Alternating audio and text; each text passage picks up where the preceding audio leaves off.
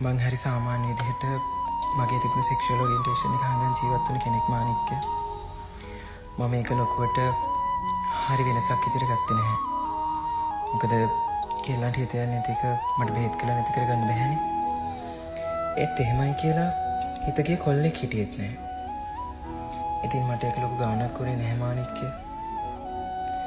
ඒත් ඒ ඔක්කොම සීමා උනේ පපසර මාවත් ඇදන් අර මැච් එක බලන්න ගිය දවසෙන් කල් විතරයි. මොකද මං එදා හරි ආඩම්බරකාර කොල්ලෙක්ව දැක්කා. එයා හරිම හැන්සම්, හරිම කූල්. ඒකත් එයාගේ ලිමිට් එක එක්ක විතරයි. ඊට වඩා එයා හරි දක්ෂයි. කවදා හරි දවසක එයා මට අපේ නැෂනල් ටීම් එකේ දකින්න පුළුවන් කියලා හිතෙන තැනට මෙයා හරි දක්ෂයි. ඉතින් ඒ කොල්ලා මගේ ඇස් දෙකත් එක්කම මගේ හිතත් කාන්දමක් වගේ ආගාවට ඇදලා ගත්තා.